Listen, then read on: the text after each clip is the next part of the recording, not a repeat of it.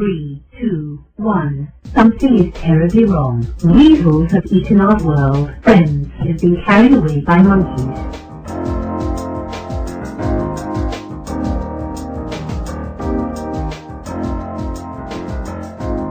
Well, I guess I should be happy that the Chicago Cubs pulled out another late game, 10-inning victory over the world champion St. Louis Cardinals. But forgive me if I'm more than a little disappointed this morning. Newt Gingrich did not win Delaware, which I had thought would be literally his crossing of the Delaware to turn the war around. And my co-blogger, Libertarian Neocon, has posted a article that he told me he was going to post called "Screw the GOP," which I haven't even read yet. But my sympathy and it expresses certainly what I'm feeling. And since this morning, listening to some conservative groups, actually, I still respect quite a bit. Red Dog Report and some others who are saying, essentially, the spirit of it is, Gingrich, just get out, just stop, just announce today you don't need to be in here anymore. And these people, well, let's coalesce around Romney, not understanding that this guy is going to be worse than George Bush 1. This guy he'll be worse than John Bonnier. He will shrink in the face of every challenge.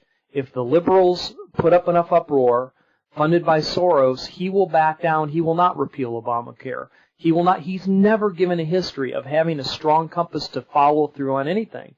You people who think that somehow magically getting Obama out of office is going to fix everything, you're blind. You don't understand that getting Romney elected, yes, it will curtail some of the effort. Yes, some things will get turned back, but it leaves the infrastructure, the bureaucracy, the crony capitalism, the excessive abuse of the GOP establishment in place. I'm sitting here, I'm writing a piece that'll be up on PolitiJim sometime. Here in Houston, there's a little government facility that was supposed to have been shut down about 50 years ago. Texas Trash Talk has devoted its entire being to closing this thing down. Suddenly, this little thing that pays, I don't know, $7 a board appearance for the board, suddenly candidates are appearing up pretending that they're conservative Republicans who actually have been affiliated with Malcolm X. Sheila Jackson Lee's daughter comes back from North Carolina to run for the board.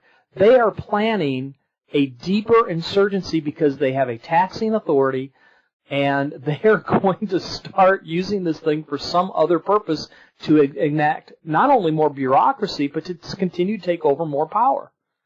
And God bless Colleen Vera, who started Texas Trash Talk and saw this. She was a 30-year teacher and said, what are these people doing here? These functions are already paid for by the state. Why are they even getting the ability to tax people to do the same thing the state does? And just thank God that she saw it. But the forces, the powers behind this little insignificant, I mean, they have a $100 million budget. Most of that's from Head Start money that they get from the federal government. They pay off people. It's an incredibly corrupt and wasteful organization, but it's in the scheme of the economy of Houston, it's actually quite small. And yet, these people have an orchestrated effort to pretend that they are something they are not, to take over an institution. Now imagine that already appearing in national government. His name is Mitt Romney.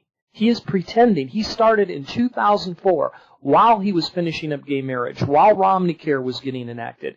He was paying off conservative groups to pretend he was a conservative in 2004. In 2006, he was still named a top 10 RINO. He hired more consultants than any other person and started saying, how do I remake my image? This guy is a complete and total fraud. Is he better than Obama? Yeah, marginally. In some ways, I don't know that it wouldn't be better to have a clear-cut opponent that we know how to fight against instead of someone who's supposed to be our friend who is really not. You know, would you rather have William the Bruce or Longshanks? Longshanks, at least you know who the enemy is. You can rally your people to fight him. When it's Robert the Bruce and you don't know he's going to betray you in the middle of the battlefield, it doesn't just lose you the battle, it loses you all of the emotional and support and things that you have. That's a Braveheart reference for those that are culturally ignorant.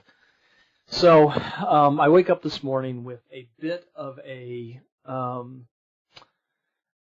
frustration of seeing how many so-called Tea Party conservatives who, let's focus around Romney. I am getting the reality that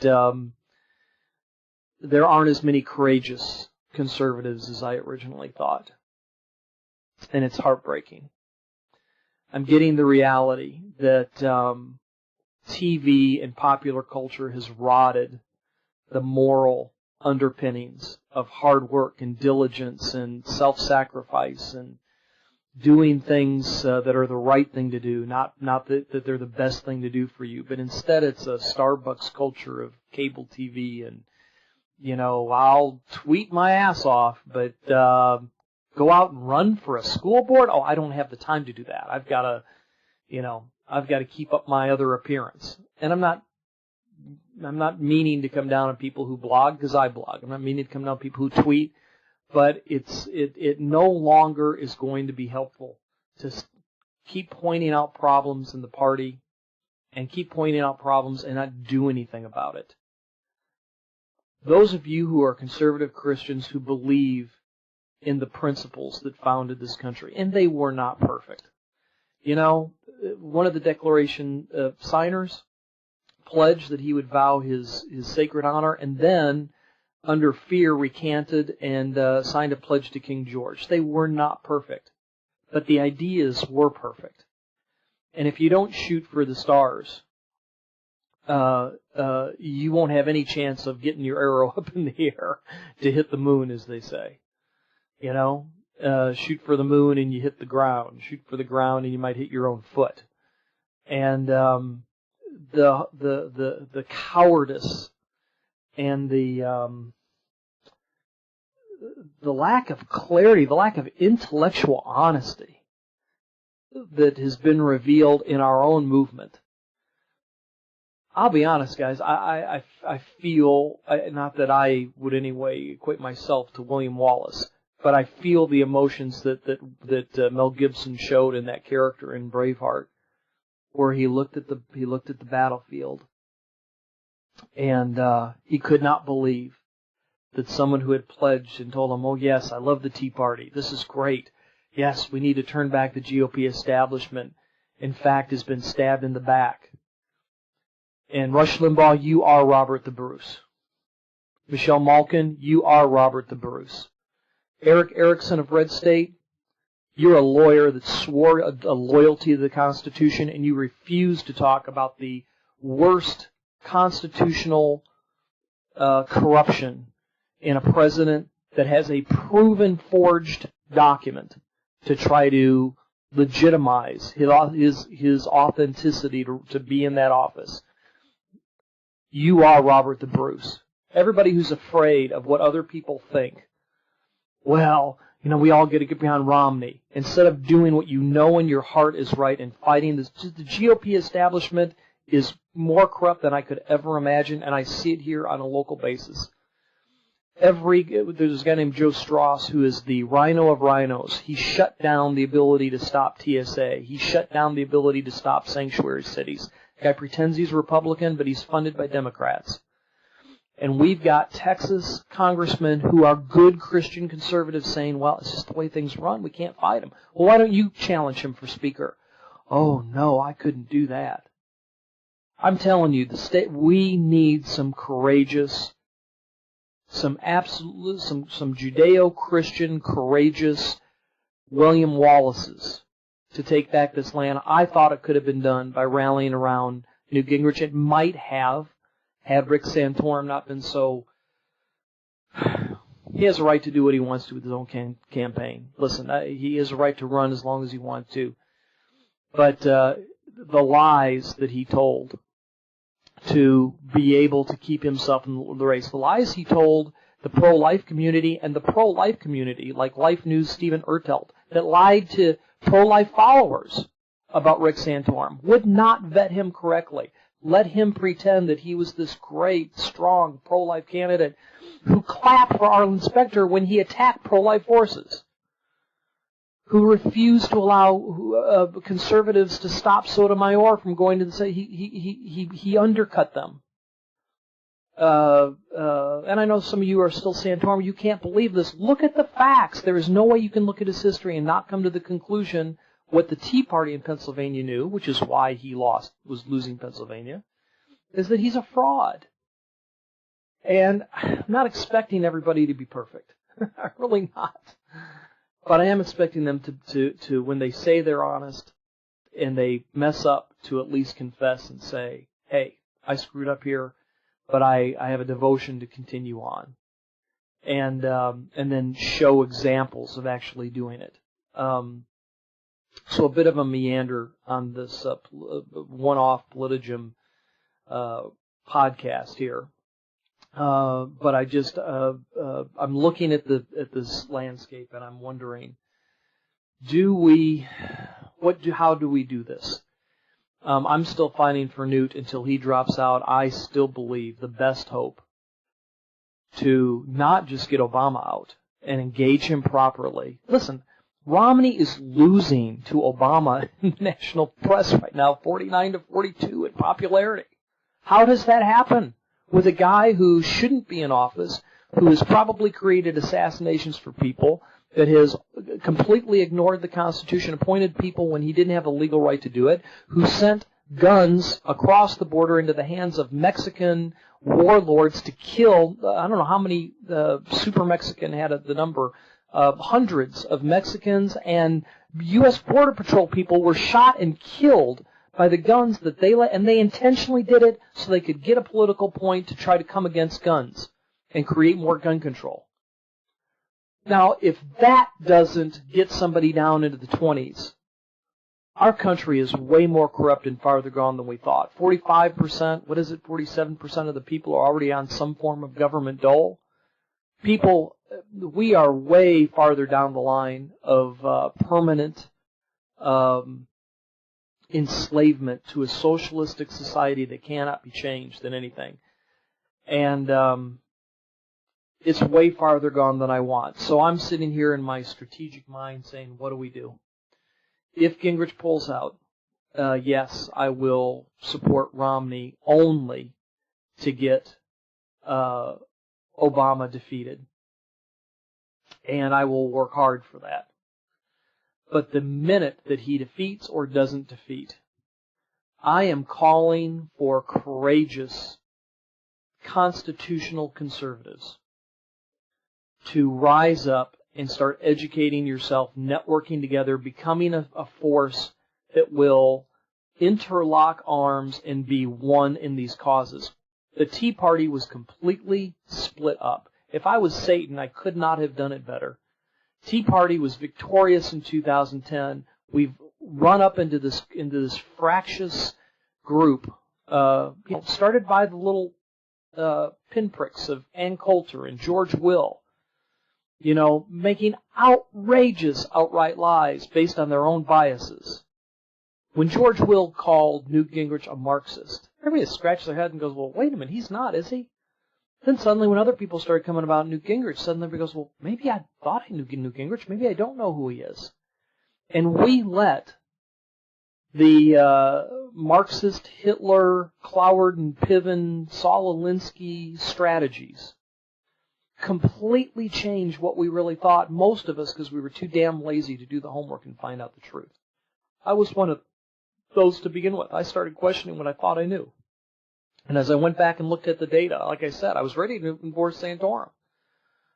The data, the experience, the history, the track record showed an unprincipled habitual liar, which is what his 22-year-old Christian radio broadcaster acquaintance wrote not too long ago. But even before I read that article, I knew it. I looked at all of these betrayals, and I said, there's a pattern here. This guy is not who he says he is. When I looked into Gingrich, I became more encouraged. I saw more integrity. I saw more things happening. So, getting back to the strategy. I'm tending to believe taking over the GOP is the right thing, but it is way more entrenched than I imagined. We need courageous Judeo-Christian conservatives who will interlock arms and as one not stop at taking over this infrastructure. What the Marxist communists have done to the Democratic Party, the people of good principle have got to pray and take this over, and we can't do it unless we're educated and intelligent. I'm calling on the Newt Gingriches and Sarah Palins and Jim DeMint's, people who truly stand for convention. To some degree, Michelle Bachmann, although she betrayed her principles there at the end of her primary, or before she pulled out of her campaign. But people who will truly stand up and do the right thing no matter what people. We need a coalition to come together to retake ground from which we can operate. This is a much longer battle than what I thought. I thought we'd get a good conservative, and originally I thought it'd be Palin. I was so convinced it would be Palin. And I thought this will be good. She can help educate people again on the core conservative values. She can do this. I knew it would be a tough battle. I knew both inside the party, but there is an insidious cancer within the own party, the GOP, that has to be dealt with first. Third parties don't work. They simply don't work. And I don't see the numbers there of outrage at both parties enough. Now, another 4 years of Romney, where it turns out to be exactly like George Bush and the deficit continues to get up. They still don't deal with entitlements. They patch it, which is likely what will happen, people. Maybe a third party of people that will appeal to economic grassroots, period. Forget the social stuff. We got to win the economic war first, because where the money is, the heart will follow. People, social conservatives, don't get that. Oh, God, they don't get that. And I'm one of them. But I get it. I think I get it. So, long rant, 20-minute rant here, but we will take this thing back. God did not found this country with supernatural provision to decay and to end up the way that London has, where now they're about ready to institute national gay marriage, or it seems like they might, where all the problems that London, once the world's greatest empire, has fallen into complete disarray. Yeah, they still have some economic power, but they're quickly headed the way of Greece as well. And God didn't found this country so that we could end up like the people the tyranny that we revolted against. So we will, the battle may be a little longer than we thought. We'll see what Newt Gingrich is going to do. If he stays in, I'll continue to fight. It's going to need a miracle for him to come up with a good idea. 250 gas idea isn't going to do it. Romney has got to terribly blunder. The blindness over the Republican establishment has got to wake up and realize that Obama's about ready to steal about 10 points of this election. Romney doesn't just have to beat Obama by a couple points. He's got to beat Obama probably by 10 points because of the corruption in place. And right now he's losing by almost by 7 points or something. It's and they don't have Newt Gingrich in charge like they did when he orchestrated George Bush 1's campaign. So as we look at this, it's we'll fight for Gingrich as long as we can. If not, we will try to get Obama defeated. And whether he is or not, we are going to find a way to start getting people to, quit watching Desperate Housewives and start volunteering for their local schools and do the hard things again, to take responsibility, to take back the power first at a local level of all these precincts, then at a state level of all of these different infrastructures. And then we will take over the national party, and we will not let this happen again. So help us, Lord. So, The good news is although William Wallace was sacrificed and betrayed and died on the field, in the credits of the movie, you realize that Robert the Bruce, and of course the real story, by the way, was not quite like this. I'm talking about the fictitious version of Braveheart, but it stands as a good model. The good news is Scotland did win their freedom. And the Robert the Bruces did turn. And so, Mr. Liberty and Tyranny, it's time for you to quit taking the easy way out. You were hard the day Santorum pulled out. You started chastising the one guy that was still fighting for what you claimed you believed in. You're a fraud. The good news is you can turn around. Rush Limbaugh, you now have created rhinos in a presidential situation twice by undercutting. Really, he wasn't great. He wasn't my idea. But Mike Huckabee was the only true conservative on pro-life issues, and he was an economic conservative, and Limbaugh started undercutting him from the minute that he started to gain momentum. And we ended up with McCain. He did the same thing, undercut Gingrich by falsely, and he admitted he didn't know what Gingrich was talking about, and yet he attacked him anyway on the Bain thing, and Gingrich was right. Bain was not moral capitalism. And if you put the Republicans in a position where we've got to defend every form of capitalism, including parasitic capitalism, where you go in to make a cheap buck and close down jobs, you are not a patriot. This country is not about you getting as wealthy as you can. You're free to. There's no law against being as free as you can. We're not talking about putting a law against it. But this wasn't built on people that looked at their own economic well-being first. They pledged their lives, their honor, their fortunes, and their sacred honor for freedom. And I don't think we should expect capitalists to do any worse or any less. So, in the process of this, the good news is there is a place for Robert the Bruces to turn and change. And Rush Limbaugh, it's time for you to change. And if you say you're a conservative, quit allowing this undercutting. Look at your own. Capitalism is not a god. And if mammon is your god, then admit it, repent of it, and get back on board. Same thing with Michelle Malkin. Admit that you didn't vet your candidate well. Admit that you falsely accused Newt Gingrich of things that were wrong. And I do want to say one other thing. I wasn't going to say this, but you look at the pattern of what happened here. Gingrich served in South Carolina. As that was happening, obviously, he had the whole Marianne thing come out of the woodwork and everything else. He was surged in Iowa, and then the ads to kill him, $20 million ads for a little state or something like that. I forget what it was.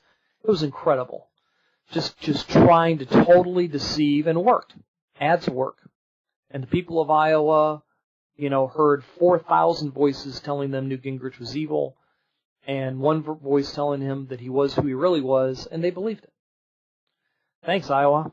South Carolina didn't listen to that. They, like Ollie North in the Iran-Contra deals, they saw Newt Gingrich for himself. He stood up in South Carolina. They saw how he handled himself, and they rewarded him because there wasn't any time for the conservative media or the liberal media to recast that. And they voted the next day, and he won. In Florida, the deluge of misinformation, not only Santorum, Romney, saying that Gingrich wasn't even a Reaganite. How they paid Elliot Abrams, or the guy that wrote the false article that somehow Gingrich betrayed Reagan. How they got that guy to give up his integrity, who was a fairly well-respected guy, and to write such a factually wrong article, and then for people to believe it. It is amazing to me. And but then they undercut him in Florida. And then people pretty much gave up. They were like, well, I guess you can't do it, instead of fighting for what they knew was right. And I understand. A lot of people didn't have the conviction for Newt that some of us did. But and so they jumped. But when they found out Santorum wasn't who he was, they didn't call him on the carpet. We got to hold each other accountable. And the pattern of misinformation to derail the true conservatives is quite astounding. So the battle is first and foremost spiritual. Pray for this country. If God doesn't take the blinders off the people of this country, not only might we get Obama, but even if we get Romney, people will continue to be content it'll be like George Bush. Well, we don't want to argue against George Bush because he's still getting some good things. He's our guy. He's our idiot instead of their idiot.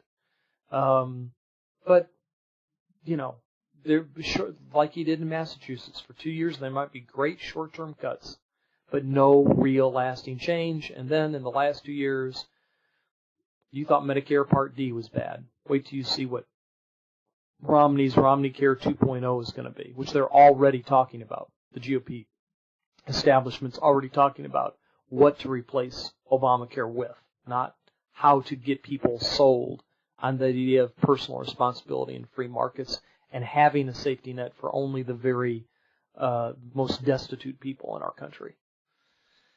So, we can do it. We will win. This is not a battle we're going to give up. No way. God, like I said, pray and ask for God to change the hearts and the minds of this country to embrace values that will illuminate the darkness so people understand where they're really standing. Give people courage. Strengthen those people around you. Support in whatever way you can the brightest people in your community to run for local school boards, for council, for sheriff, for state attorney. Vet these people. You know, give up one night a week. Put down your remote control for one night. Or, you know, whatever your lingerie party, I don't know what women do for killing time. And spend one night supporting someone. If it's not you, then you find someone to support, someone that that has intelligence and conservative convictions. Teach your children, teach your neighbors what the real values that work are. And it may be a slower battle, like I said, but we're not giving up. We're tanks. And we do not give up. We keep rolling forward. If a mine goes off in front of us, we go through the ditch. And regardless of what happens here, we will retake back the GOP and then this country.